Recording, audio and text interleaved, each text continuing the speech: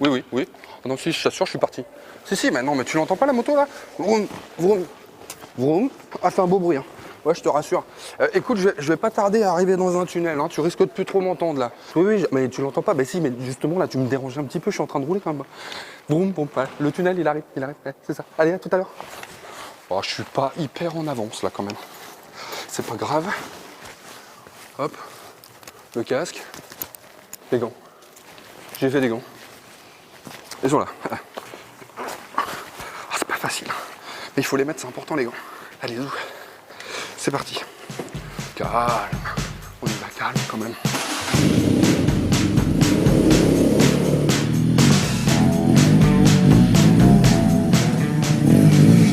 BMW avait déjà réalisé un coup de maître en surfant sur la vague néo-rétro avec la 90. Le constructeur munichois semble ne pas vouloir s'arrêter en si bon chemin en proposant la 90 Scrambler, une version plus baroudeuse qui peut être équipée à l'instar de notre modèle d'essai de pneus ATTIV. Effectivement, on sent que c'est une moto qui est plus faite pour ça que pour aller sur la route. Non, je plaisante. Mais disons qu'avec ces pneus à crampons là, il faut quand même reconnaître que c'est très sympa, mais vraiment très très sympa. Quoi.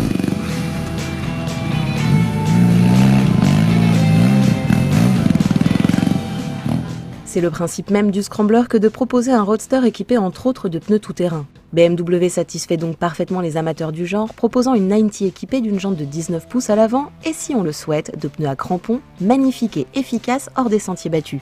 Mais une fois revenu sur le bitume, c'est une autre histoire.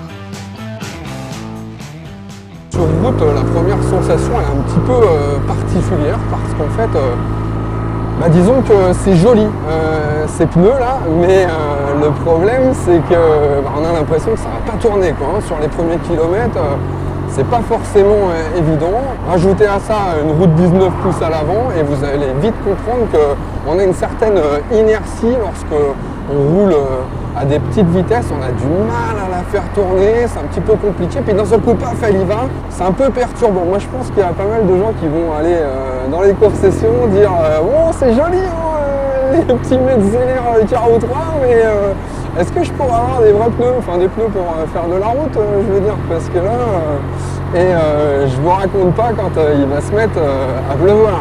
Alors là, c'est encore plus marrant quoi, parce que ça devient assez sportif quoi. Mais bon, c'est pas non plus un super mode, donc bon, c'est un peu lourd hein, quand même. Donc non, franchement, c'est super joli les pneus, mais c'est pas forcément ce qu'il y a de plus efficace sur la route quoi.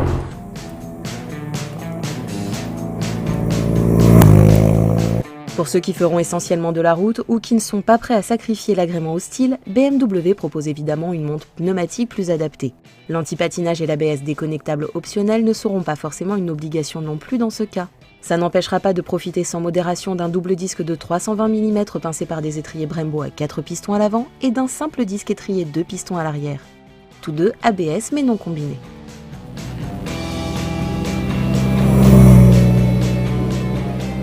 Bon, le freinage est super, bon, là ça déclenche l'ABS un petit peu vite à l'arrière notamment, eu égard au carreau 3, quand même pas vraiment des spécificités très sportives en termes de route, je veux dire, donc ça a tendance à glisser assez facilement de l'arrière.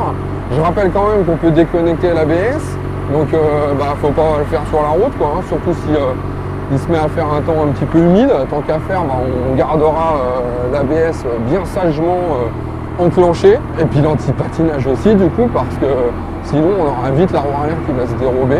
Sinon en termes de freinage c'est assez puissant, notamment le freinage de l'avant qui est vraiment très efficace. Alors il y a un petit peu plus de course au niveau de la fourche que sur le Roadster, donc ça plonge un petit peu plus, mais franchement c'est pas désagréable quoi. Pour donner des spécificités plus off-road au Scrambler, BMW l'a doté d'une fourche télescopique traditionnelle de 43 mm et au débattement de 125 mm, soit 5 mm de plus que sur la 90. À l'arrière, le débattement du mono-amortisseur réglable uniquement en détente progresse dans des proportions plus importantes encore. 140 mm, c'est 20 de mieux que sur le Roadster. De quoi améliorer le confort. Moi je suis pas forcément hyper léger, ça se passe relativement bien quand même. Je la trouve assez confortable cette moto. C'est peut-être un peu moins inaccessible en termes de conduite que la 90 d'origine, pour ceux du moins qui n'aiment pas être trop en avant. Là on a le buste un petit peu plus droit, les bras écartés, normal quoi. La selle est un petit peu plus haute aussi, les repose-pieds placés un petit peu plus bas. Alors pour le coup on a les jambes un petit peu moins fléchies, c'est pas désagréable. C'est une position nettement plus relaxe que sur le 90 traditionnel. Honnêtement, moi je préfère cette position-là, même si j'aime bien celle du 90, mais je préfère celle-là, c'est plus cool, on a pratiquement l'impression d'être sur une GS quoi. En réalité, il existe de nombreuses différences avec la 90 version Roadster. Le guidon est plus large, plus haut et plus près du buste. L'angle de la colonne de direction est plus ouvert de 5 degrés, la chasse plus importante de 8,1 mm et l'empattement plus long de 5,1 mm. Les repose-pieds sont plus bas mais aussi plus reculés. La selle est plus haute de 35 mm, elle culmine maintenant à 82 cm du sol. Le réservoir en acier perd 1 litre et le poids total 2 kg. Le scrambler BMW ne pèse plus que 220 kg à sec.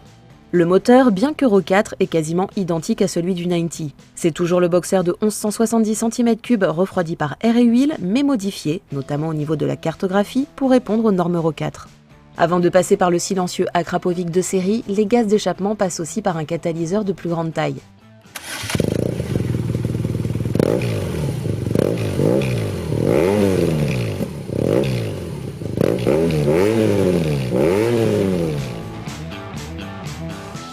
Résultat, 110 chevaux à 7750 tours minute et 116 Nm de couple à 6000 tours. C'est donc 3 Nm de perdu par rapport au bloc Euro 3 et plus de linéarité à bas régime. Mais pas de quoi rendre le scrambler désagréable manifestement. On a un moteur qui est hyper agréable, hyper sympa, plein de couple. Alors avec en plus maintenant la possibilité, étant donné que c'est Euro 4, de profiter à plein régime en réalité de ce moteur puisqu'il est en full, donc à 110 chevaux, relativement haut dans les tours. On a perdu un petit peu de couple aussi, mais honnêtement il faut être un spécialiste pour s'en rendre compte. Non, c'est vraiment un moteur qui est hyper rond, hyper agréable. On se met en 5e à 50, on redescend à 1000 tours, on rattaque, ça repart tout seul sans broncher. Et puis en plus maintenant on a cette sonorité avec l'Akrapovic de série qui est juste un scandale quoi. C'est tellement agréable que on a envie de rentrer des rapports à chaque fois qu'on le peut pour relancer la mécanique et profiter de cette sonorité assez agréable, il faut bien le reconnaître. Un petit peu tété là pour le coup, mais ça lui va bien au scrambler. Ah, ça c'est vrai que ça lui va plutôt pas mal.